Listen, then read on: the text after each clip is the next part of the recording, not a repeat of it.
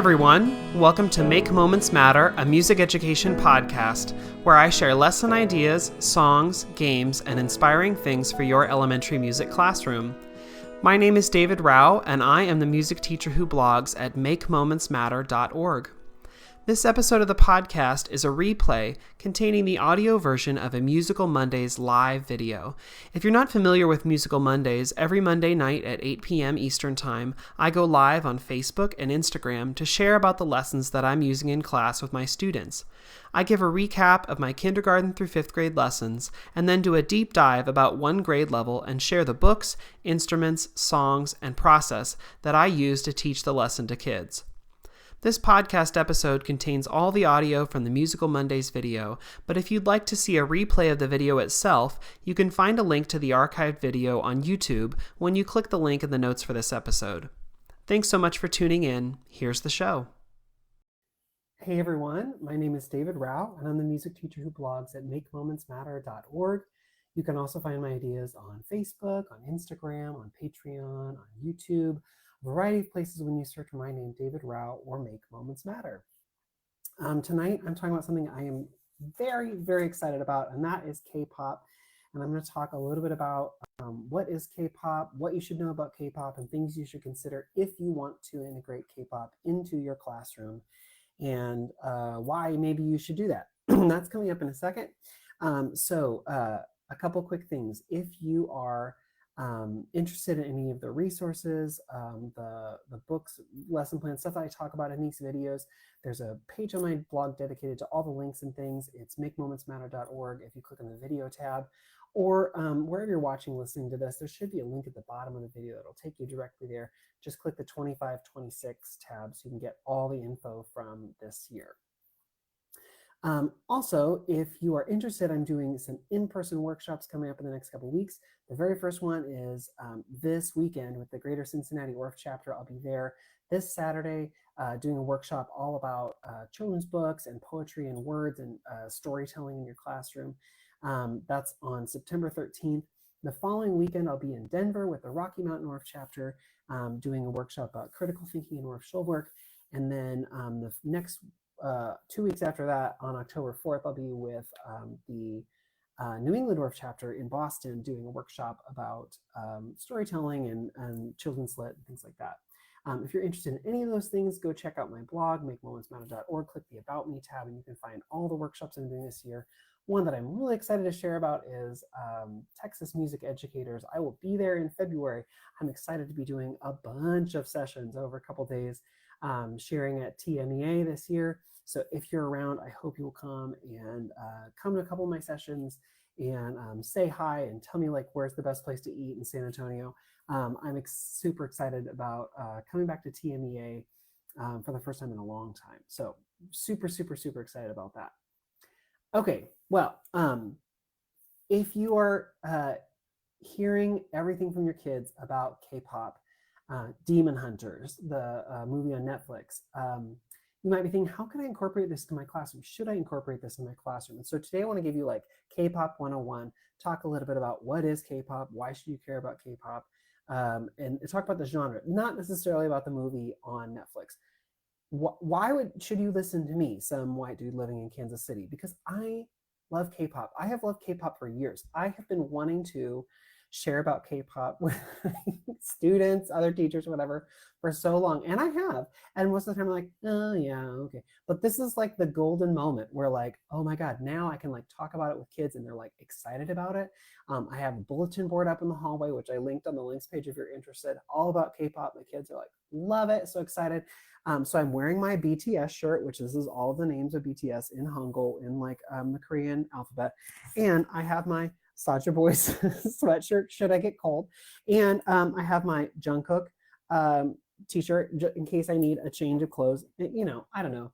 Jungkook is a member of BTS because you never know what you're going to need for a video like this. But I'm going to talk a little bit about what is K-pop, why should you be interested as a musician, what should interest you, some things you might decide to talk about with students, what you should know, things you should avoid. I'm going to talk about a little bit about that as we go. So if you have any questions, put those in the comments and I'll try and answer those, but I'm going to talk about just some ideas. So what is K-pop in general? K-pop is just Korean popular music. That's what K-pop stands for, right?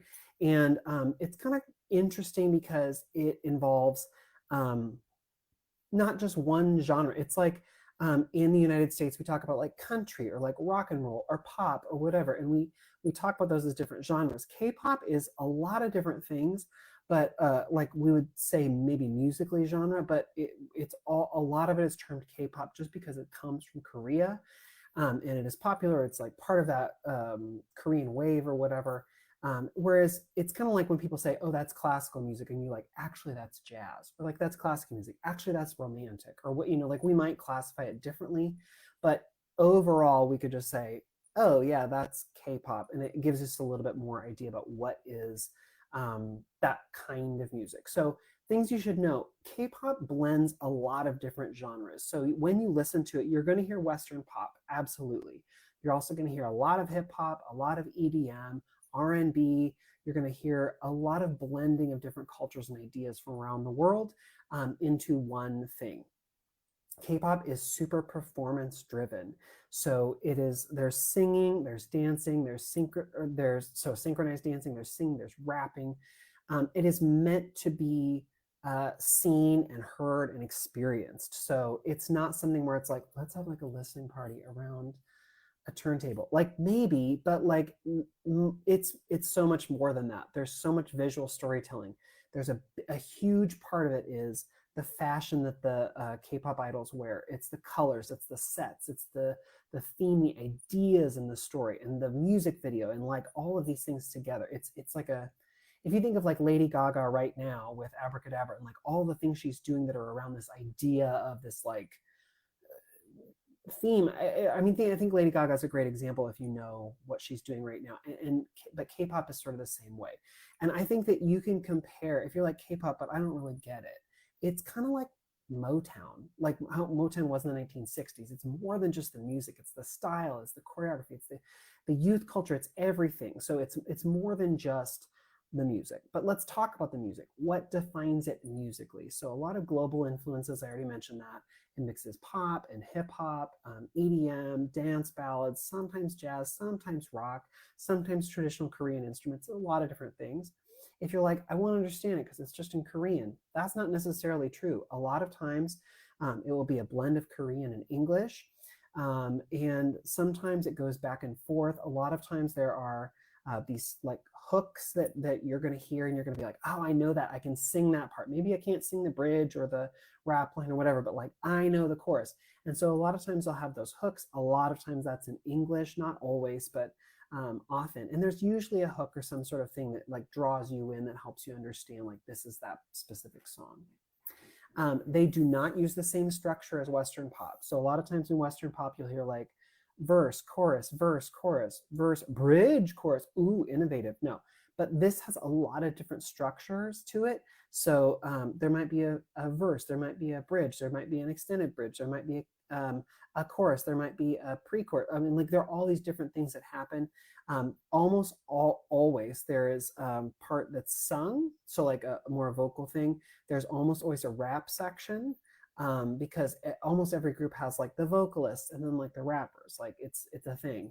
A lot of times there's like a special section that's made, we might call it a dance break, but it's like a beat drop or something where it's like meant just for choreography and dance. And a lot of times there'll be like fake outs, or it'll like build up to something and like that beat will drop and land, and sometimes it won't. Like there are a lot of key changes and fake outs and layer upon layer upon layer that make it really musically interesting. Like for years I've been like, I love K-pop because it is so complex. As a musician, I am so interested in all of the layers and things about it. So I think that's super fun. Okay, the production style, it's super highly polished. There's so many different layers. There's sound effects, there's stacked vocals, there's synthetic beats, there's like all sorts of different things that make this so complex. In fact, vocal stacking is a thing. So multiple layers of the same thing sung by different members, or just like filling out the sound so it feels very like a really thick texture.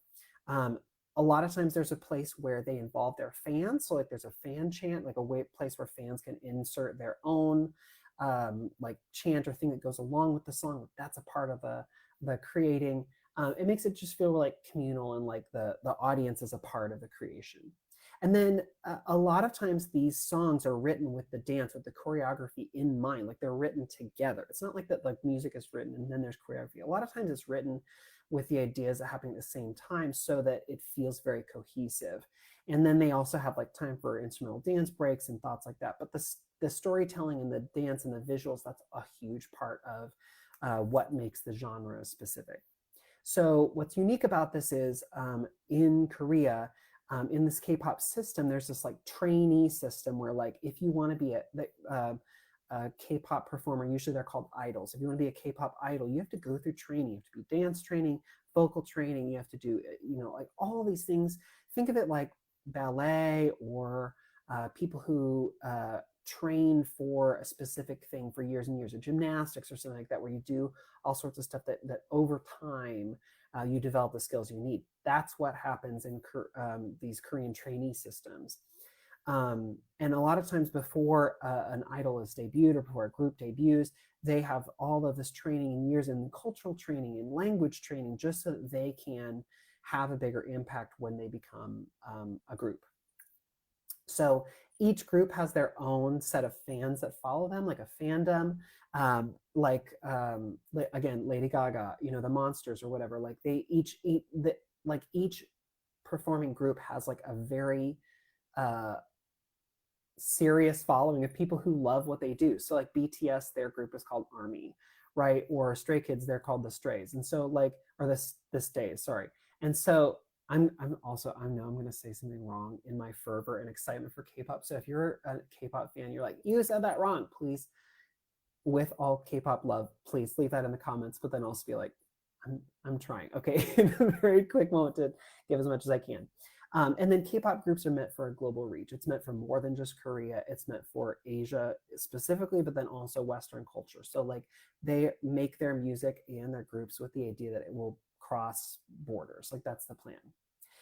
So you're going to recapping. It's a mashup of a lot of different things. Yes, Western music for sure, rap, EDM, classical instruments, sometimes all of it. It's super highly produced, catchy with big choruses, a lot of times switching between Korean and English.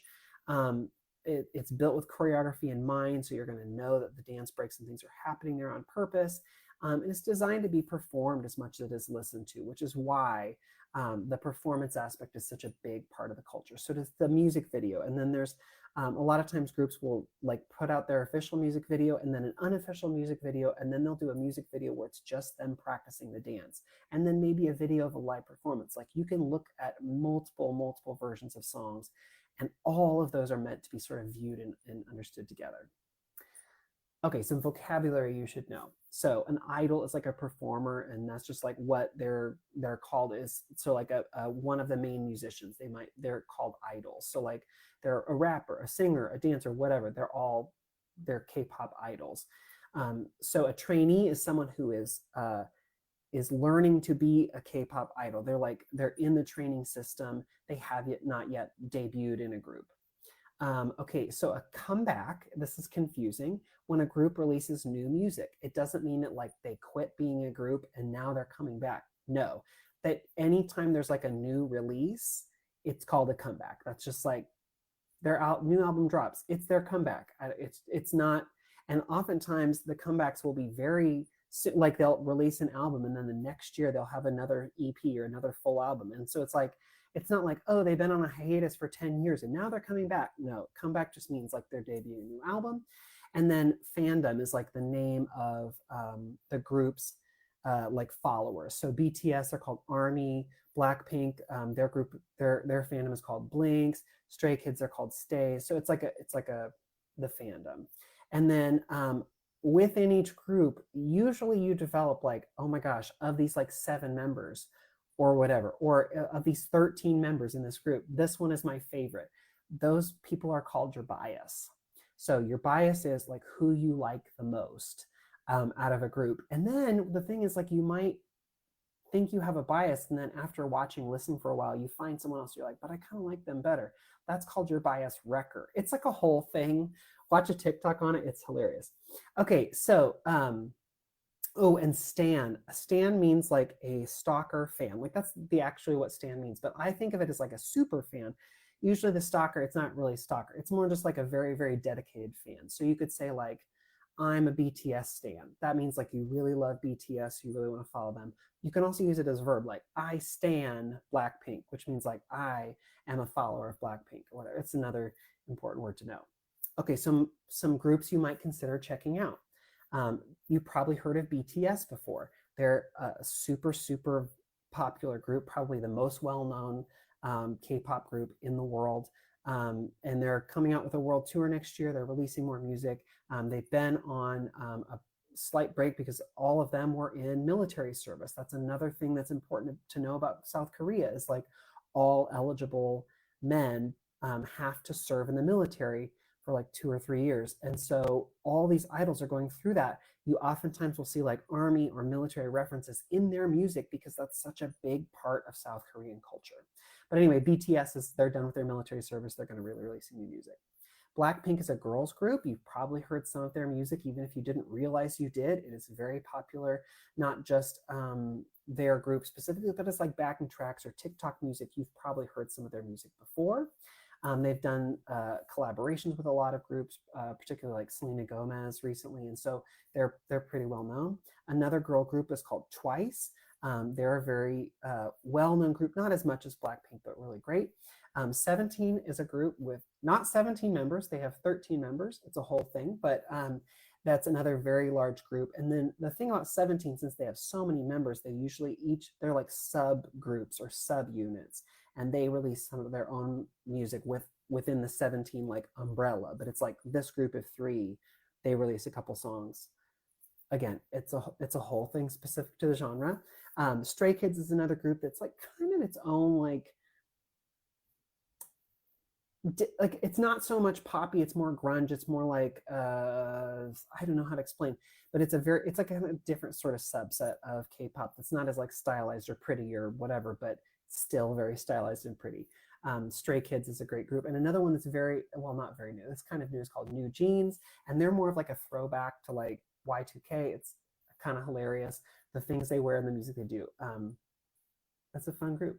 Okay, some things you should know. Not all the music is appropriate for elementary school. In fact, I would say a vast majority of the music is maybe not appropriate for elementary school, at least in the mainstream, like teaching in your classroom.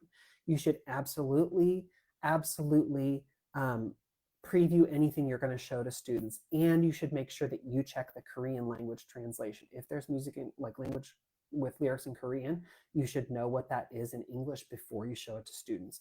A lot of times the music will center around like love or romance or heartbreak or attraction. A lot of times that happens, and you will probably see and hear that when you start looking into K-pop. But also there are some military references or things like that, or violence references. But again, the military is so much a part of South Korean culture, it makes sense in context. But it doesn't mean that I want to show a video with like guns or things to my students, so you got to be careful about that. Some choreography is a little bit more mature with like hip rolls or suggestive moves, or maybe midriff bearing clothing on men or women, it doesn't matter. So you want to make sure you know what you're showing the kids before you show the kids.